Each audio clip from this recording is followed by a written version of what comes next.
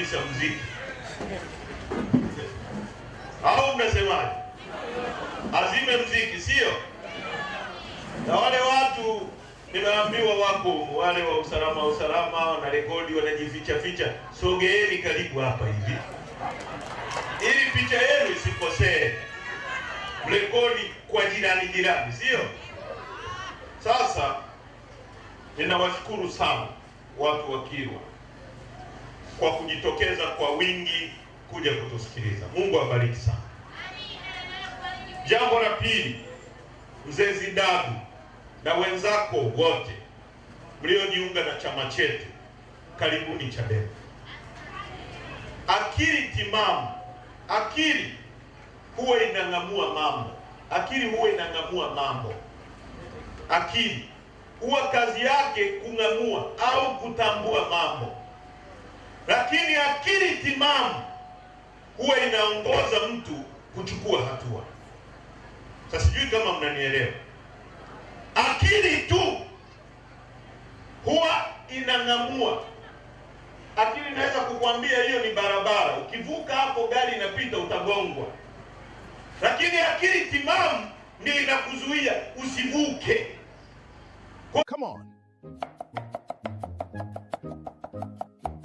Usipepese macho. Tayari timamu inakwambia sasa chukua hatua fulani, vuka au usivuke. Hiyo ni akili timamu. Kwa Mzee Zidadu na wenzenu mlikuwa na akili, lakini akili timamu imewaongoza kuchukua hatua ya kujiunga na chama sahihi. Tuunganishe nguvu, tusonge mbele, tubadilishe nchi yetu.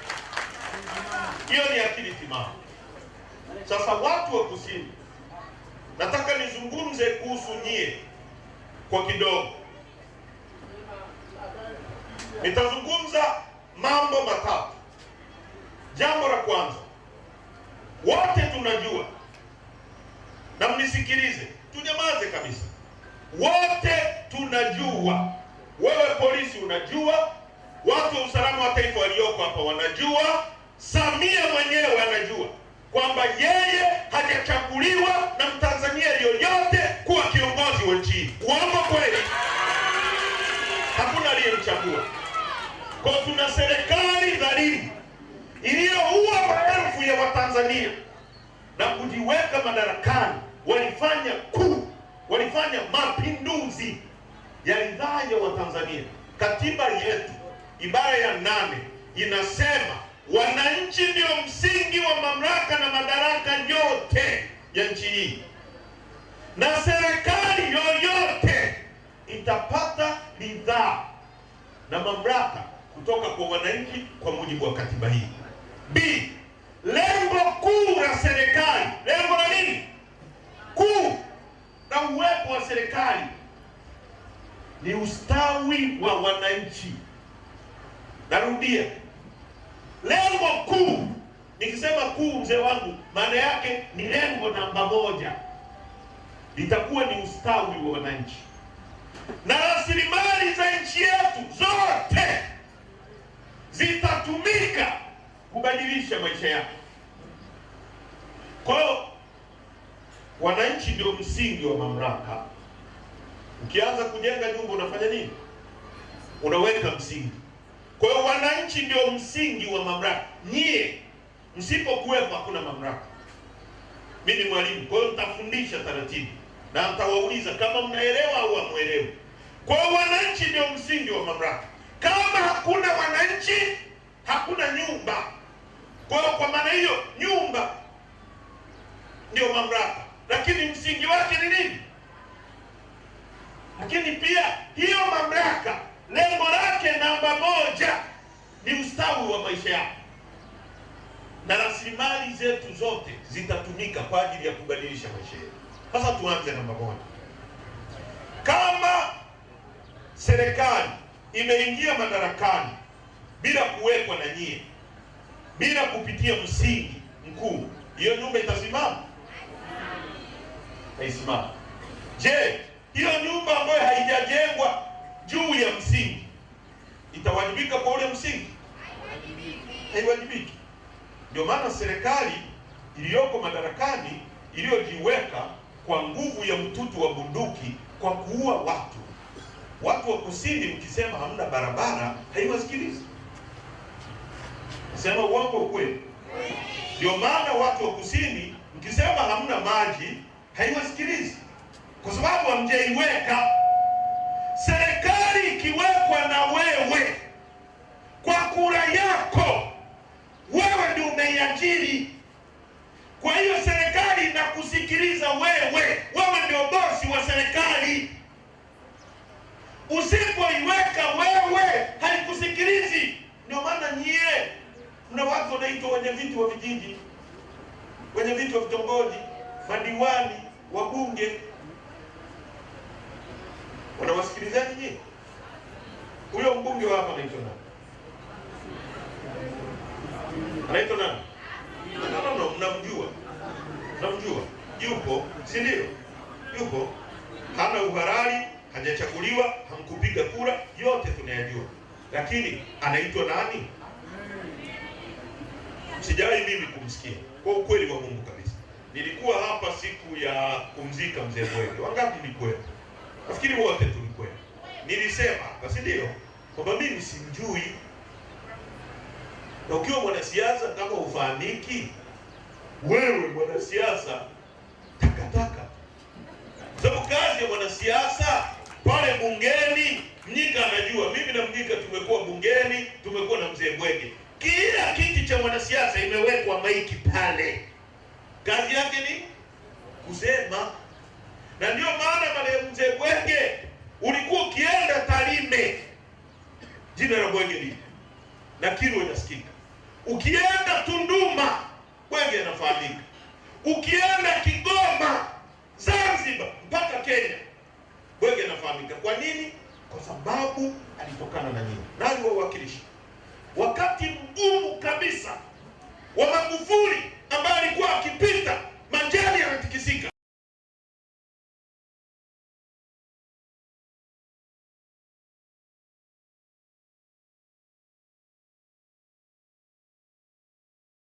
Wabunge wengi walikunja mkia wakaingiza huko.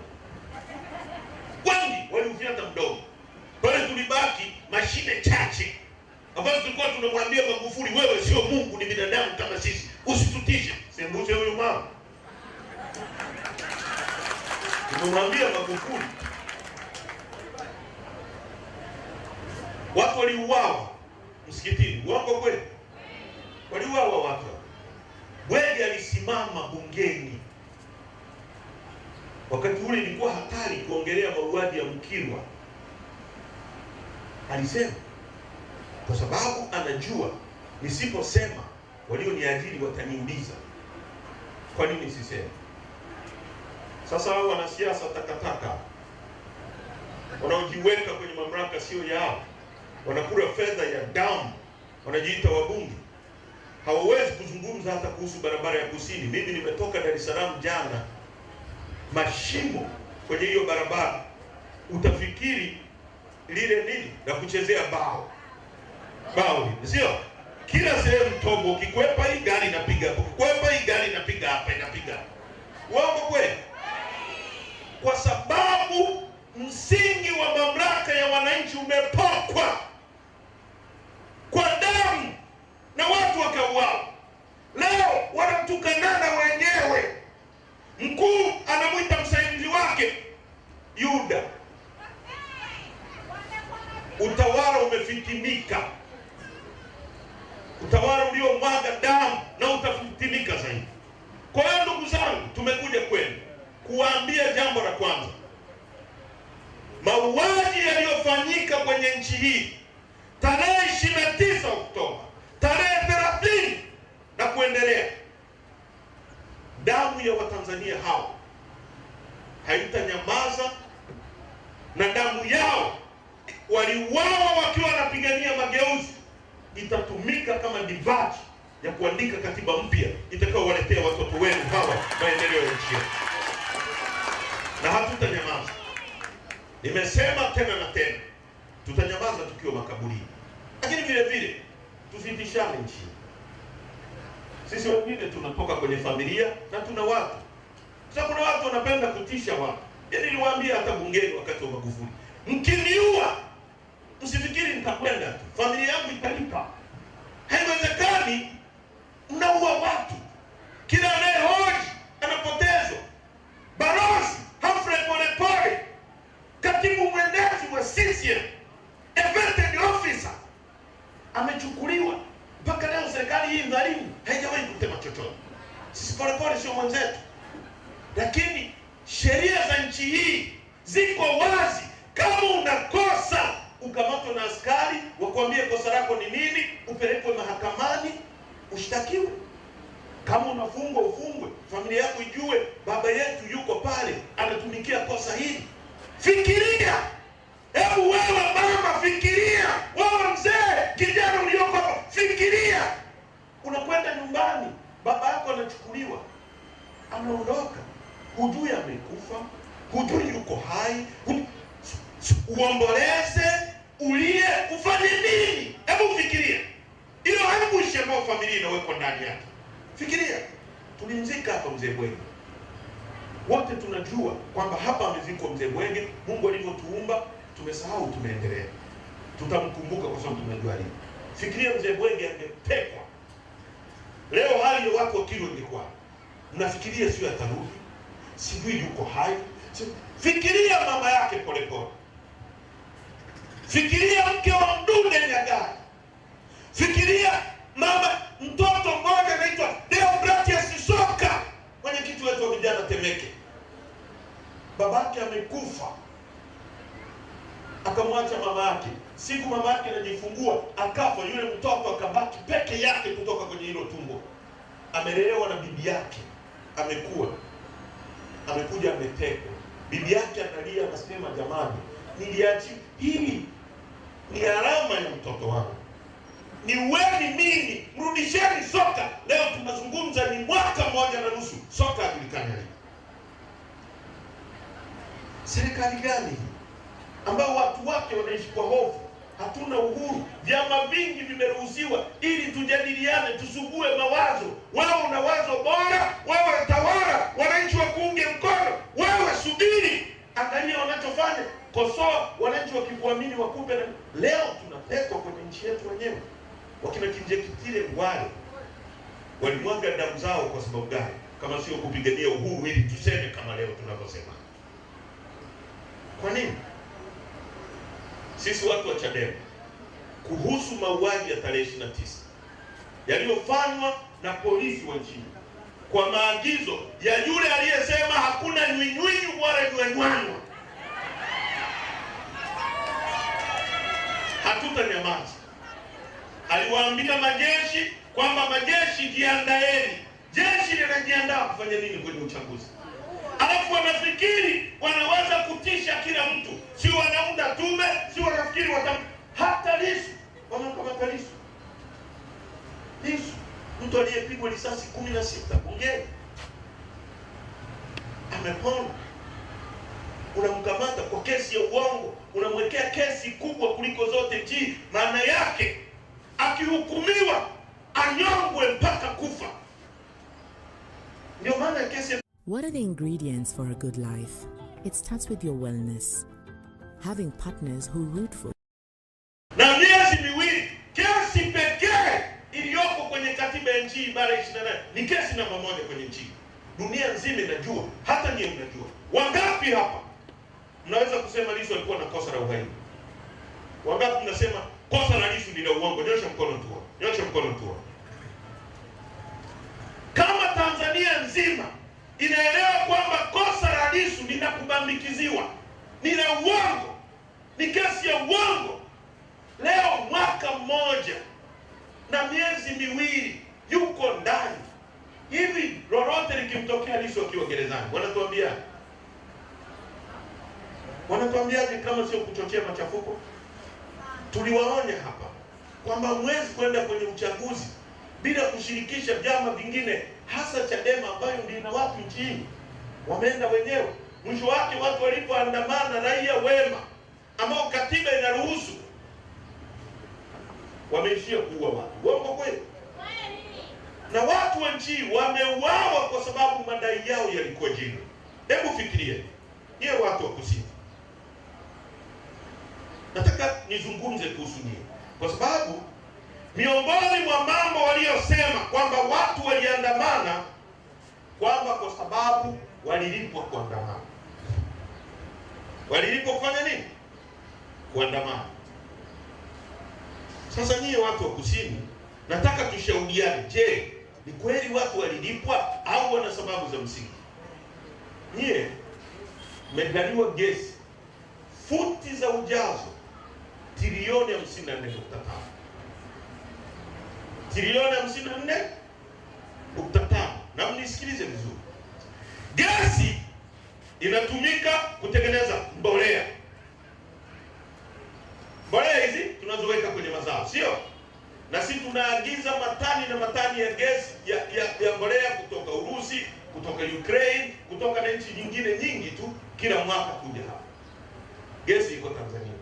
Gesi inatumika kama nishati kutengeneza umeme. Gesi inatumika kama nishati, inaweza ikabadilishwa ikawekwa kwenye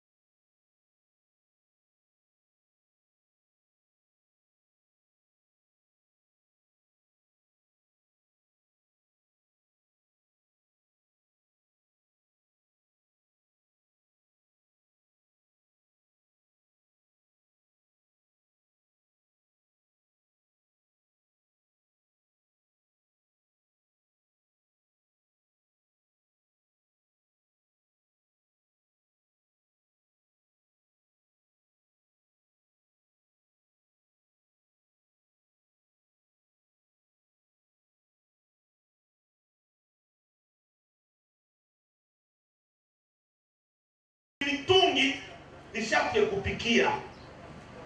Gesi inatumika kutengeneza dizeli. Gesi inatumika kwenye vitu kibao kwenye dunia hii. Kwa gesi ni rasilimali muhimu sana kwenye uendeshaji na uwepo wa binadamu, kwenye magari, kwenye nyumba, kwenye kila kitu gesi inatumika. Mwaka 2015, kwa sababu kama alivyosema upanga wa Sayyidina Ali, binadamu wanasahau, kazi yetu kukumbusha. Wakati gesi inatoka kusini haitoki, wangapi wanakumbuka lile jambo? Inatoka haitoki, wangapi wanakumbuka? Nyoka mnyoshe mkono tuone. Pinda akasimama bungeni akasema, jamani huku wameumiza watu Mtwara huku na huku, wakasema gesi hii Mwiruchuni itoke, kwa sababu hii Mtwara na Lindi inaenda kuwa Dubai ya Tanzania kwa sababu ya utajiri wa gesi. Na Kikwete akasema hivyo. Uongo kweli? Wakachukuliwa mashehe hapa, wabunge Swidini, wakapelekwa kusoma gesi waone utajiri wa gesi ulipo. Na kweli waliona, sio? Nchi zilizoendelea kwa gesi kama Omani, kama Qatar, kama Saudi Arabia na nchi nyingine zote zinazozalisha nishati ya mafuta na gesi, wakaona. Waliowahi kwenda hija kuhiji wanajua nikizungumza kuhusu Saudi Arabia maana yake ni, unajua level ya maendeleo iliyopo kwenye hizo nchi. Mtu mwingine akikuelezea kama hujawahi kuona, huwezi kuelewa. Na mimi hata siwezi kueleza kwa sababu ni maajabu. Unafika unasema kuna kitu kama hiki duniani, huwezi kuelewa. Kwa ni maendeleo ya kutisha. Wakasema itakuwa kama Dubai mwaka 2015.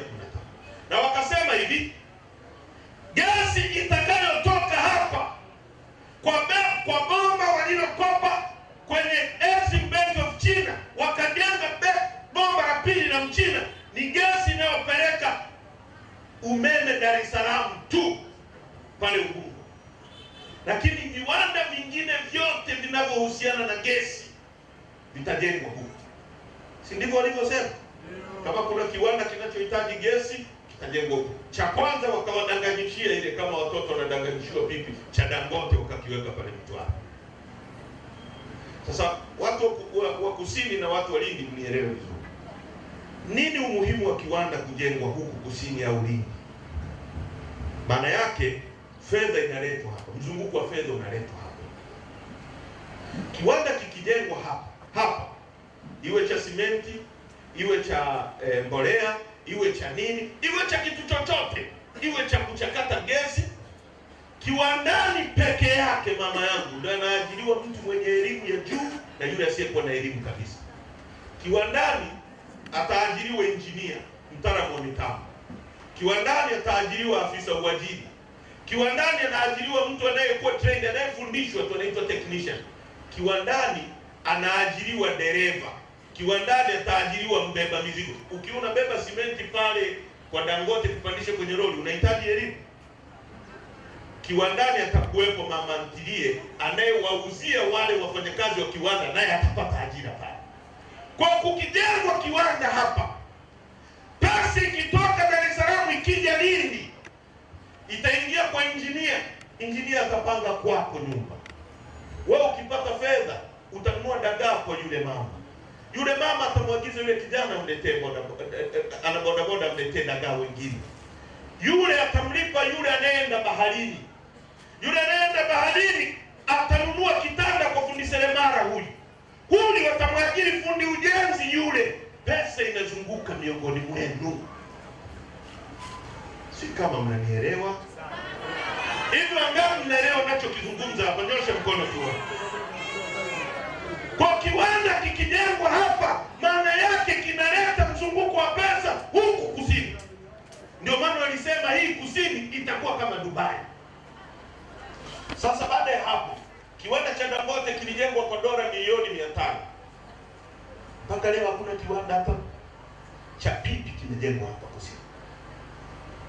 Na leo gesi inatoka hapa inakwenda kujenga viwanda wapi?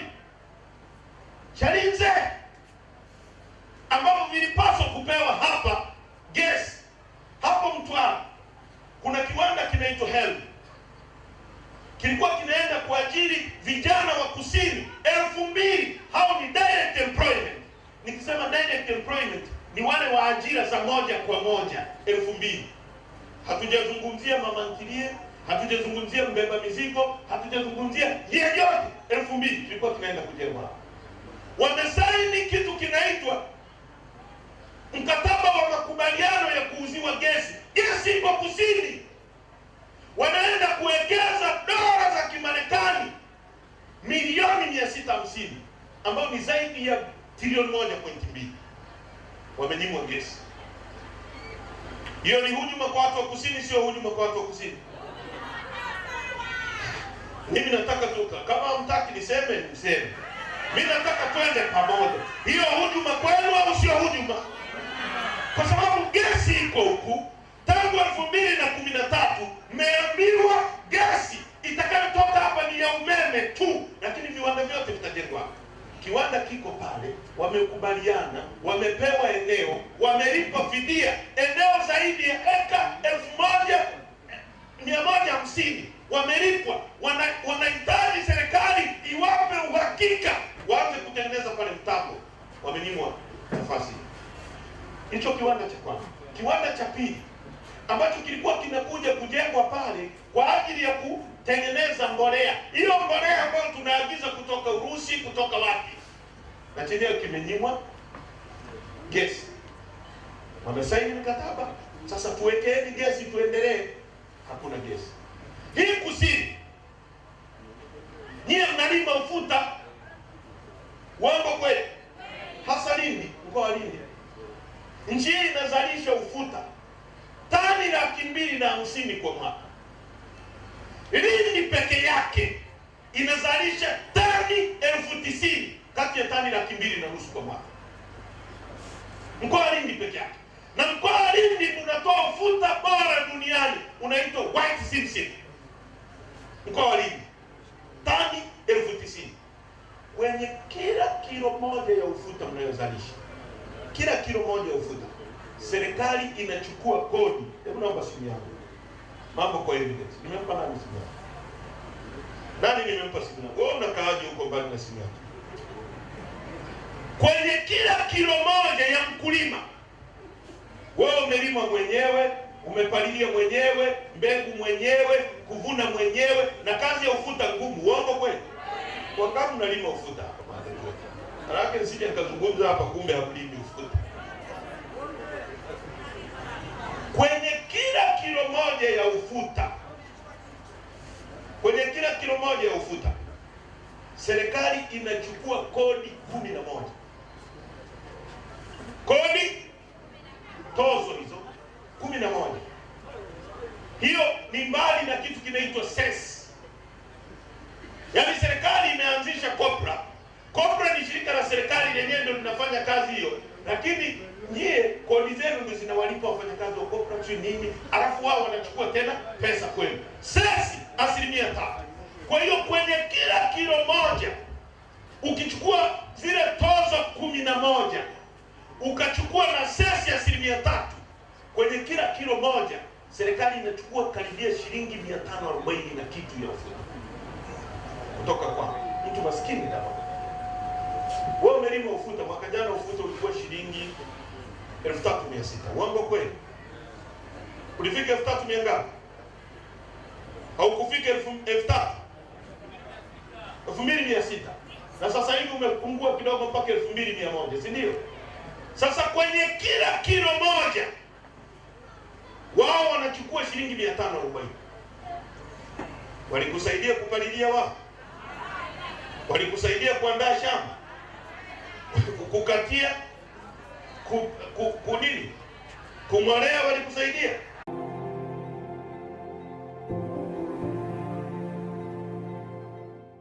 Manyoka, leo nimeenda sehemu pale nimekutana na nyoka hapa pale nilipolala pale. Kila kitu mwenyewe. Ukivuna tu hawa wanataka tozo shilingi 540. Sasa hebu fikiria, ukivuna kilo moja 540, kilo 10 1500, kilo 100 1054, kilo 1000 shilingi 540. Pesa ya mtu maskini. Na hiyo pesa wanachukua kwa sababu gani? Ili zikuletee maji, zikuletee umeme, zikuletee barabara, zikuletee kila kitu ambacho serikali lengo kuu la kwake ni ustawi wako. Sasa nyie mna maji hapa? Maji yale pale. Watakwambieni maji hayo ya chumvi. Si ndio? Na kweli ya chumvi. Sasa mimi niwaulizeni. Si mnaijua Saudi Arabia? Saudi Arabia kuna mto. Kuna ziwa kule jangwani kilichopo bahari kama ya kwenu, sio? Dubai kuna mti hata kama huu. Jangwa, mchanga kama huu. Miti yote wanapanda mbolea, wananunua udongo kutoka Zimbabwe, wanapeleka kule kwa ndege, wanapanda, kila kitu wanafanya. Lakini jangwa, maji ya chumvi kama Oman, Qatar, everywhere maji ya chumvi. Lakini hayo maji yanachukuliwa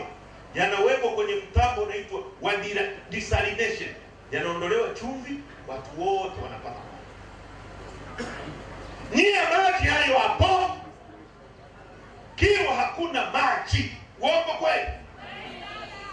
Alafu tuache hata hayo maji ya bahari.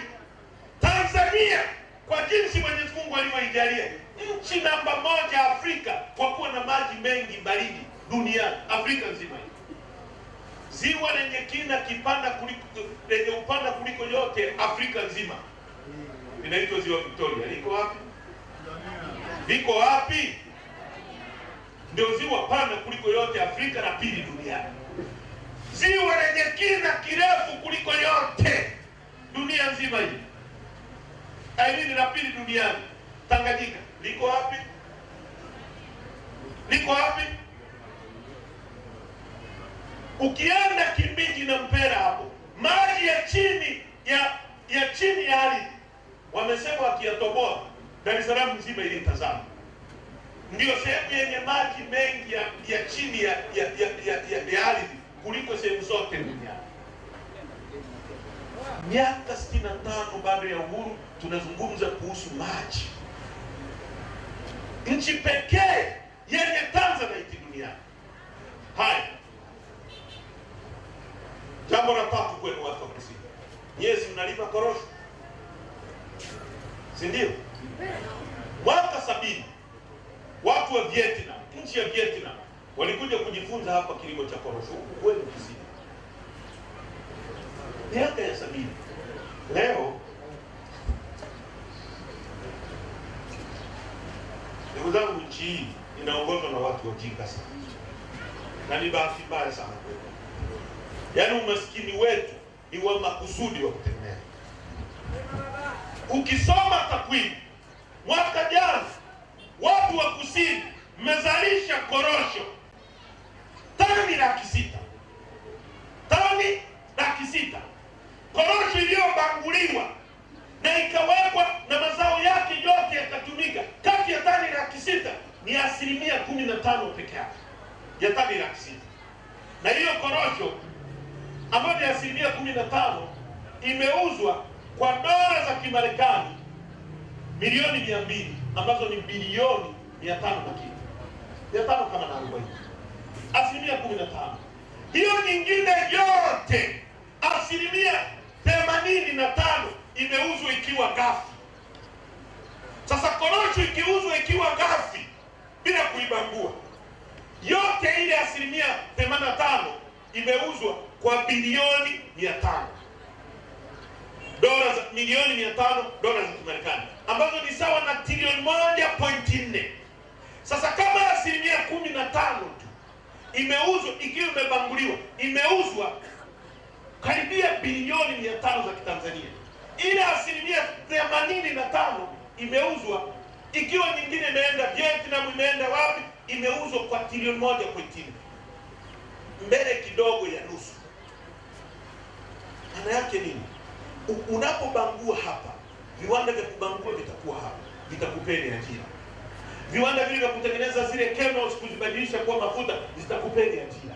Viwanda vile chini wanauza hivyo hivyo. Imekwenda Vietnam, wao wamebangua na kupaki na kufanya nini? Tani 760,000 kwa trilioni 16. Tani 600 trilioni 1.4. Vietnam tani 700, yani mbele kidogo ya tani 600 trilioni 14. Sasa mimi nikizungumza trilioni 14 sio kama umeelewa. Bajeti ya Tanzania yote tumekopa, tumelia huko, unaona wameenda Urusi huko, toa ndugu baba, tunaomba saidia maskini, wameenda Urusi huko. Tukiomba kila kitu, bajeti yetu trilioni 40. Korosho peke yake tungekuwa na watu wenye akili ingetupa trilioni 14. Hatujagusa gesi. Hii ni nchi pekee duniani yenye madini yanaitwa Tanzania. Unaelewa hiyo? Inapatikana pale Mererani. Lakini nchi inayouza Tanzanite kuliko zote duniani inaitwa India. Yaani Tanzanite haipatikani kwingine kokote duniani isipokuwa Tanzania. Lakini nchi inayouza kuliko zote inaitwa India. Hivi ndiye mnaelewa vizuri? Yaani hii ni nchi ambayo Hebu fikiria uongozi huu kwamba mwaka jana kuna kitu kinaitwa carbon nini ile ya carbon credit. Yaani nchi hizi duniani kubwa hizi za viwanda zinazalisha hewa ya ukaa, viwanda vinazalisha moshi, vinachafua. Kwa hiyo dunia imeshatengeneza utaratibu, nchi zenye misitu mingi zinalipwa fedha kutokana na kuzalisha oksijeni kwa wingi. Na Tanzania sisi tuna mbuga ya Seru, tuna Serengeti, tumequalify. Sisi tunalipwa hiyo, tunafaa kulipwa pesa kutoka nchi za viwanda kama Ujerumani, China, fedha ziingie kwenye mfuko wetu. Eti sisi ndio tunatakiwa kulipa, lakini sisi eti Tanzania tuko milioni 60, hatuwezi kukusanya hizo fedha. Tumeiteua serikali ya Omani ndio ikusanye kwa niaba yetu alafu itugawie. Unajua mambo ya nchi hii watu wakiwa wakati mwingine bora usiyajue, kwa sababu ukijua unaweza kupata ugonjwa wa moyo, kwa sababu unajiuliza hawa ni wanyama au ni binadamu wanatuongoza? Kwamba nyie wote Kilwa, Lindi, wote Tanzania nzima, nyie wote mnazaa ndondocha. Hakuna mtu anayeweza kusimama pale akasema kama ni credit yetu ni kiasi kadhaa tulipe kwenye akaunti hii. Omani tukusanyieni. Hiyo ni serikali. Alafu wakija hapa wanakuambia CCM juu zaidi. Huko juu wanatafuta nini? Hapa chini ndio kuna matatizo ya wananchi. Huko juu anakaa Mungu, kwa uongo kweli. Sasa unafuata nini? Huko hapa kuna shida ya maji ujui, hakuna barabara ujui, hakuna watu wakiwa wanaenda Dar es Salaam anafika akiwa kwenye madini na mbavu zimeshavunjika kwa sababu ya mashimo ya barabara. Kama ni credit hatuwezi kukusanya. Bahari yetu hii, tuna bandari ya Mtwara, tumekuwa na bandari kubwa Lindi, mizigo yote inayokwenda kusini na kutoka kusini Malawi na nchi nyingine zinazopakana na sisi ingepita Lindi hapa, nyie mngekuwa matajiri. Tumemkabidhi Mwarabu wa Dubai. Tunapata uhuru mwaka 61. Dubai walikuwa watu 70,000. Nyie watu wa Kilwa, hili jimbo lina watu waliojiandikisha kupiga kura ni watu ngapi? Kweli wangu? Watu 70,000. Yaani wakati tunapata uhuru ile Dubai ilikuwa na watu 70,000 sawa sawa na watu wa Lindi wote.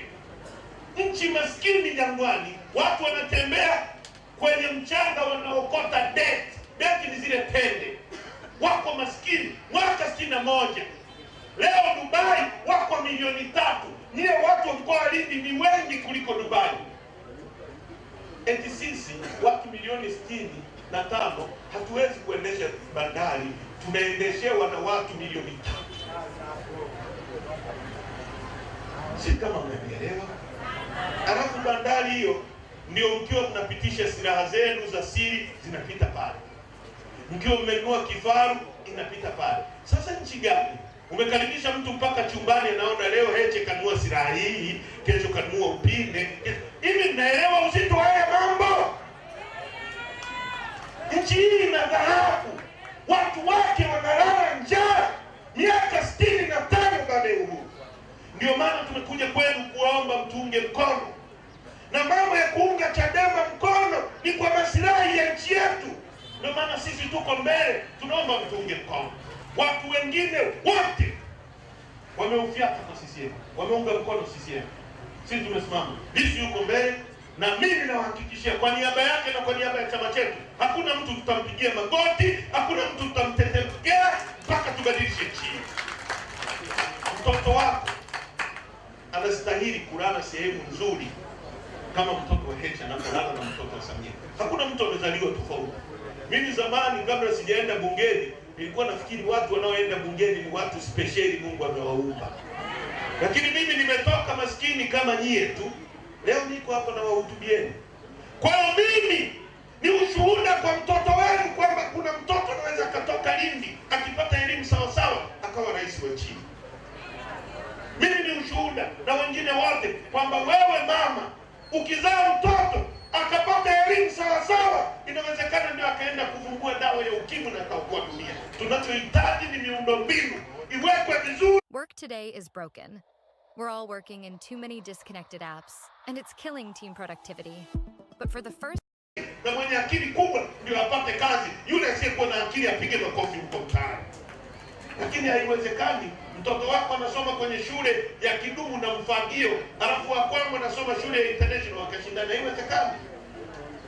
Hizi shule zenu mnapeleka watoto, mama yake Juma anapika wali, Juma anacheza mpira, baba yake Juma ameenda shambani. Maswali, mama yake Juma alikuwa anafanya nini? A, anapika dagaa. B, anapika ulezi. C, wali. Akiweka C tiki. Juma alikuwa anafanya. Hiyo ni elimu gani? Wazungu wanafundisha watoto wao namna ya kuja kuchimba gesi. Watoto wao wanafundishwa panzi ana miguu mingapi. Wanafanya maskini kwa makusudi. Tupeni nchi, tubadilishe elimu na nyie mnufaike na keki ya nchi. Inawezekana. Inawezekana. Tatizo la nchi yetu, tatizo la nchi yetu ni uongozi. Ndugu zangu, tuna ardhi kilomita za mraba 940. Tatizo tulilokuwa nalo, tunaongozwa na watu wasiokuwa wenye uwezo. Miaka 65 inatosha. Nchi hii kila mtu ana matatizo, kuanzia mwalimu mpaka daktari, hata waaskari. Walau sasa hivi wamepewa uniform walau mpya kidogo. Wamepigika. Mimi nimekuwa mbunge. Mshahara wa mbunge wakati ule tukiwa bungeni, Mnyika anajua, milioni 13. Posho ya siku moja 600,000. Leo mbunge analipwa milioni 18 kwa mwezi. Posho ya siku. Ukiona mbunge amekaa pale anajizungusha kama bubu, kama wa kweli huyu, aseme asiseme, akiweka dole tu hivi 800,000 imeingia, iliyokatwa kwenye ufuta wako, iliyochukuliwa kwenye korosho yako, iliyochukuliwa kwenye mafuta, na pesa yako inaingia kwenye mfuko 800,000 kwa siku. Ili akafanya nini? Akakusemea. Alafu huyo mbunge hawezi kusema hata kwamba barabara ni mbovu. Huyo na maslahi na wewe na maslahi na tumbo lake. Sasa ndugu zangu, tumekuja kuomba mtunge mkono. Tukinyamaza, mkisikia sauti ya Chadema imefutwa, imezimwa, watawauzeni hii. Mkapa aliuza rasilimali za dhahabu za nchi hii. Akaja Kikwete akaendelea. Magufuli alikuja akazuia kidogo, naye alifanya branda za kijingajinga. Sisi hatukukubaliana na Magufuli kwenye upande wa demokrasia, lakini kwenye kusimamia baadhi ya mambo ya rasilimali na kurekebisha ujinga alijitahidi. Uongo kweli? Mnyonge mnyongeni. Huyu mama akaja akauliza mabaki nini, akaambiwa bandari, piga mnada. Akisikia uranium, piga mnada. Akisikia sijui kashamba kama sema, piga mnada. Watoto wenu wao mtawaachia nini? Mtawaachia nini? Kama bahari hiyo iko hapa, hamwezi kuitumia. Mikataba yote ya Mwarabu. Siku mtoto wako akikuwa anataka kujenga Mwarabu, atamwambia hii haikuhusu. Kuna nchi ambazo mali ziko ndani ya nchi lakini sio mali zao. Uongo kweli? Nchi kama Zambia, kuna sehemu mpaka vituo vya serikali vya polisi vinaendeshwa na Wachina. Tulitafuta uhuru wa sababu gani? Hapo kusini kuna mawe hapo ya kuzalisha chokaa. Uongo kweli? Kuna mawe ya kuzalisha gypsum. Uongo kweli? Kuna kila kitu kusini. Lakini watu wa kusini, hakuna sehemu yenye umaskini mkubwa kwenye nchi kuliko kusini. Na sisemi sehemu nyingine zimeendelea, lakini nyie ni maskini zaidi. Ukiangalia Kilwa hii, ukiangalia aina ya nyumba mnazolala, wengi nyumba zimening'inia hivi, inauliza niue nisiue, malaika wanasaidia. Hapo umening'iniza na kabendera pale, eti mimi CCM damu. CCM damu hapa jamani, hapa Kilwa. Umerogwa wewe, sio bure. Uongo kweli? Kwa ndugu zangu, tumekuja. Na leo tulikuja kwa makusudi kuomba mtunge mkono na kuleta ahadi yetu tuliyomwahidi marehemu Suleiman Bungala kwamba tutakuja.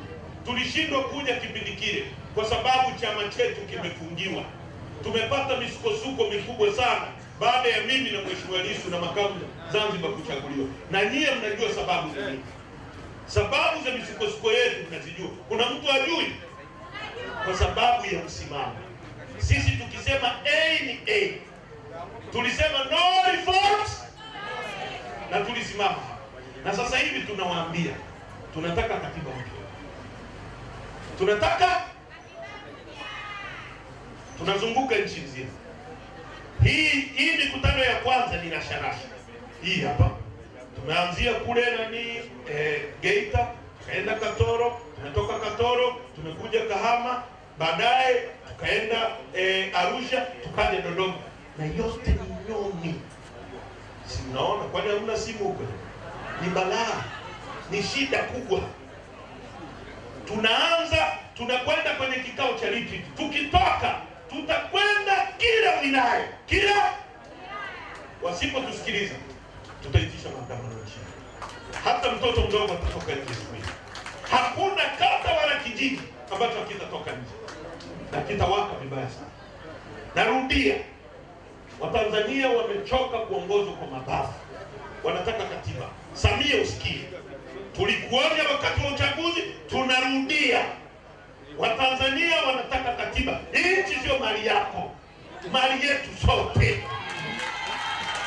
Hakuna mtu aliyealikwa hapa na barua. Uongo kweli? Tumezaliwa hapa kwa makusudi ya Mwenyezi Mungu. Unapokula vizuri na sisi tunataka tule vizuri. Nani hataki kuendesha gari zuri hapa? Naambiwa maisha mazuri mtayapata. Nyie Waislamu naambiwa wapi kule? Peponi. Kule tutakapokutana na mahuru rai. Kwenye pepo ya Firdaus, si ndio? Tunaanzia hapa kwanza kula maisha mazuri hapa. Hapa chini hapa. Ndio maana Mungu katupa gesi, katupa dhahabu. Tuanze kula raha hapa, tukaimalizie kule peponi. Hao wanaokuambia maisha mazuri utayakuta kule, yeye anaendesha VX. Wewe upendi VX wewe? Viongozi wa dini wafundisheni watu vyema kwamba maisha mazuri tunayaanzia duniani.